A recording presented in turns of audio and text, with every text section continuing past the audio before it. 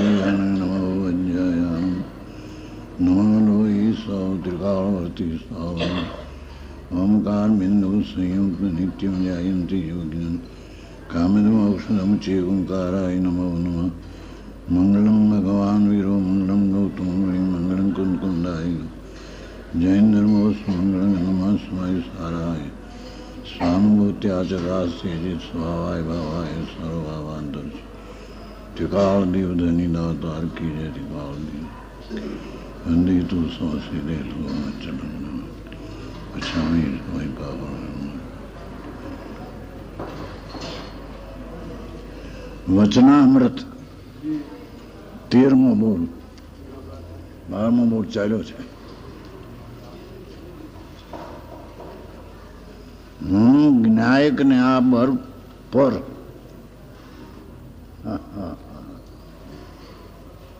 હું એક જાણનાર જ્ઞાયક અને આખી બધી ચીજો બધી રાગથી માંડીને આખી દુનિયા એ બધી પર,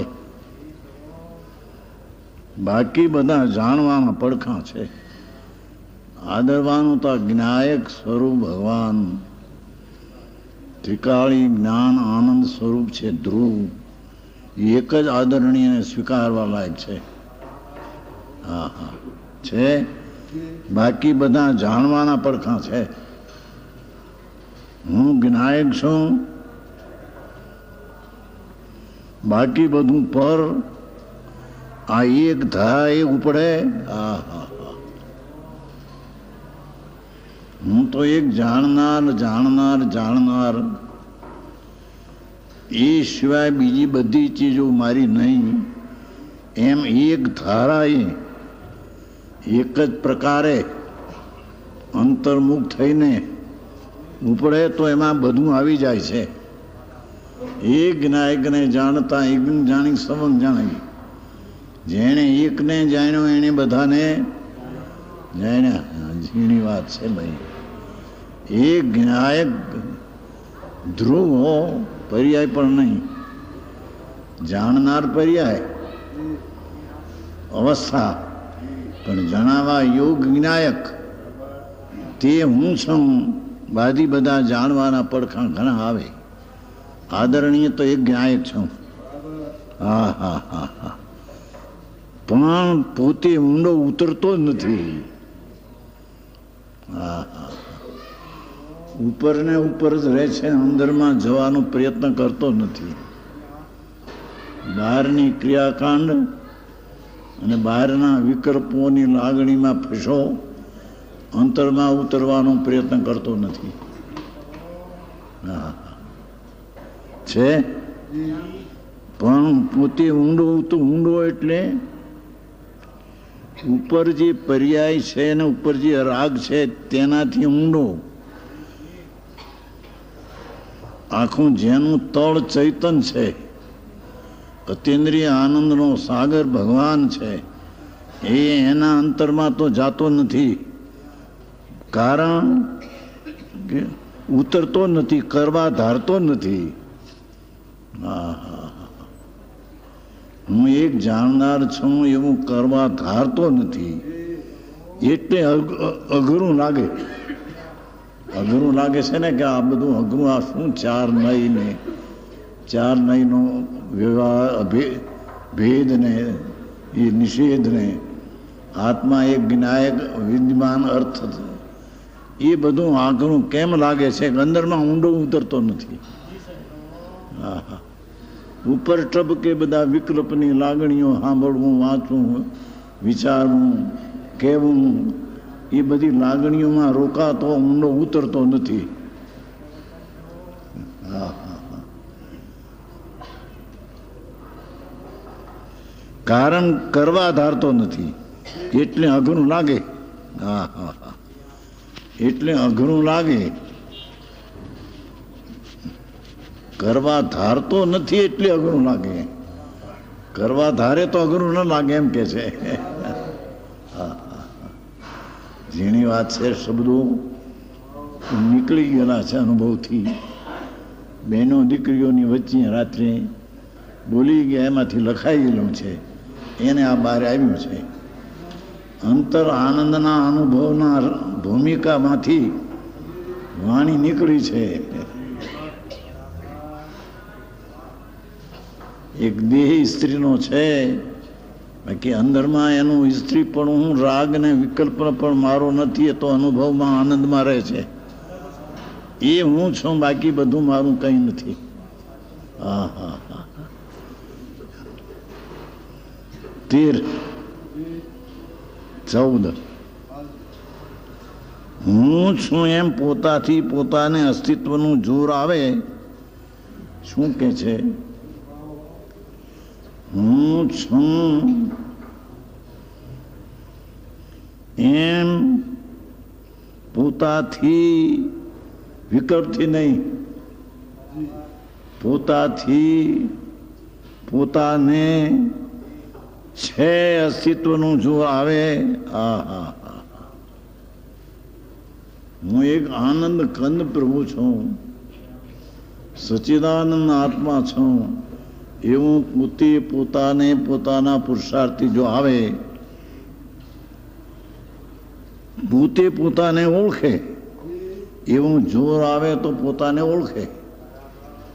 હા હા છે. પહેલા ઉપરથી અસ્તિત્વનું જોર આવે એટલે શું કે અનુભવ ન કરે. પેલો છે અંદર ચીજ જાણનારો એ અનાદિ અનંત નિત્ય ધ્રુવ છે. એમ પેલો ઉપરથી એટલી વિકલ્પથી પેલું જોર આવે, પછી અસ્તિત્વનું ઊંડાણથી જોર આવે. હા હા છે ભગવાન પૂર્ણાનંદ પ્રભુ. એવું જો ઊંડાણમાંથી જો અસ્તિત્વનું જોર આવે, સત્તા છે, આ છે. બીજી બધી સત્તાઓને તો જાણનારો હું છું, એ પણ વ્યવહાર મારી પર્યાયમાં જણાય છે. તો પર્યાયને હું જાણનારો છું, ને પર્યાયનો જાણનારો પણ દ્રવ્યને જાણનારો હું છું. પરને તો હું જાણતો નથી જ. મારી પર્યાયમાં પર જણાય છે, એ મારા પોતાની પર્યાયના સામર્થ્યથી જણાય છે. એ જણાતું નથી. હા હા આવું અઘરું હોય. પોતે ઉપરથી કરે છે. અસ્તિત્વનું ઊંડાણથી જોર આવે, એ વિકલ્પ હોય, વિકલ્પરૂપ હોય. એ શું કીધું? અંદર મેં ઊંડાણમાં જ્ઞાયક છે. પર્યાયની પાછળ જ્ઞાયક છે, વિકલ્પથી પાર છે. એવો એક વિકલ્પથી જોર આવે. ભલે વિકલ્પ પહેલો આવે, રાગનો અંશ પહેલો આવે, એવો વિકલ્પ પણ હોય, પણ ભાવના જોરદાર જો હોય, અંતર જવાની ભાવના જો જોરદાર હોય, એટલે સહજ રૂપે જોર આવે. ઝીણી વાત છે, એકલી અનુભવની છે. પેલું છે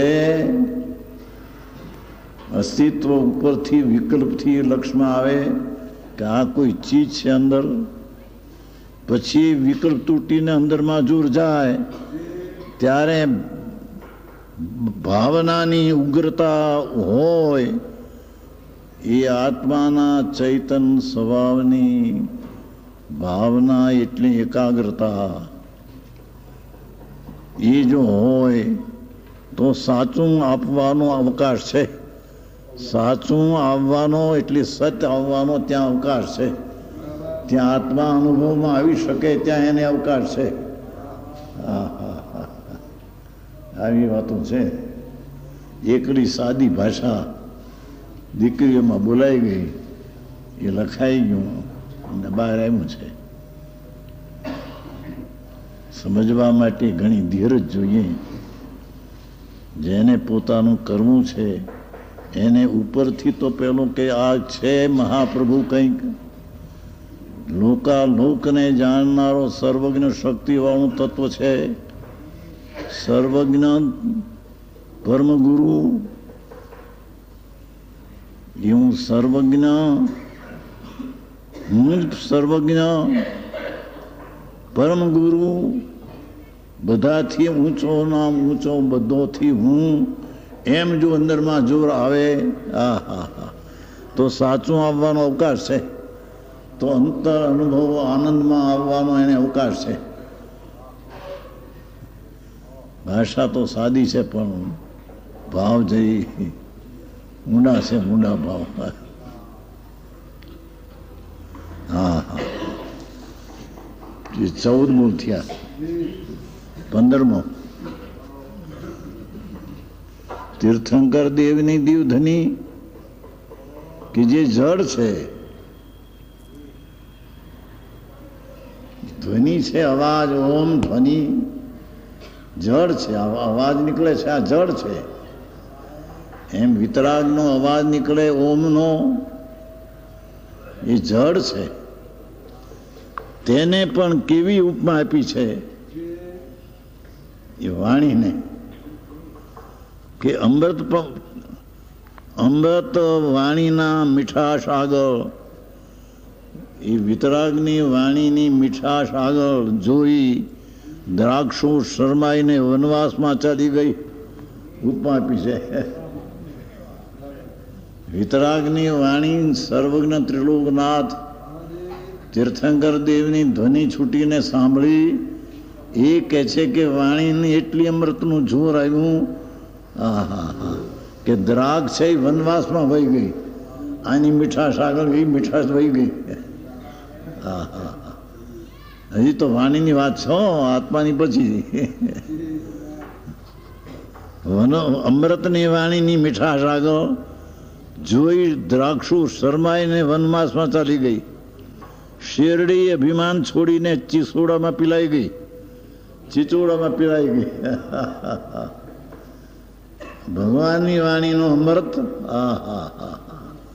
એ જ્યાં આવે અંદરમાં વાણી ઘૂંટડે ઘૂંટડે એને લઈને તો કે છે શેરડી પણ ચીચોડામાં પીલાઈ ગઈ, અમારો રસ નહીં લાગવું પડે, એવી વિતરાગની વાણીનો રસ છે.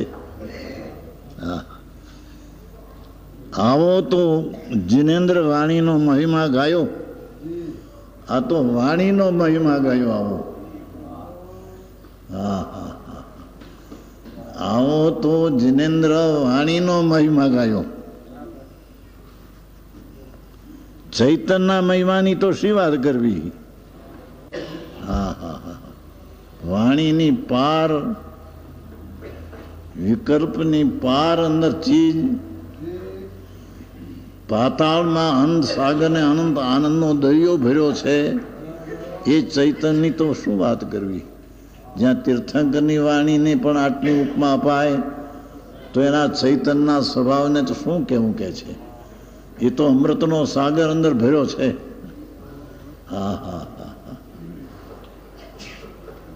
ભાષા સાદી છે પણ છે ઊંચું ઘણું તત્વ. વિતરાગની વાણી જ્યારે આવી હોય તો જિનેન્દ્ર દેવના ચેતનના મહિમાની તો શી વાત કરવી. એની વાણી આવી હોય તો એનો આત્મા કેવો છે અંદર, સર્વજ્ઞ સ્વભાવી પ્રગટ થઈ ગયો. આમ ચૈતન જ્યોતિ જળહળ જ્યોતિ, જળહળ જ્યોતિ સર્વજ્ઞ, એના આત્માની તો શું વાત કરવી.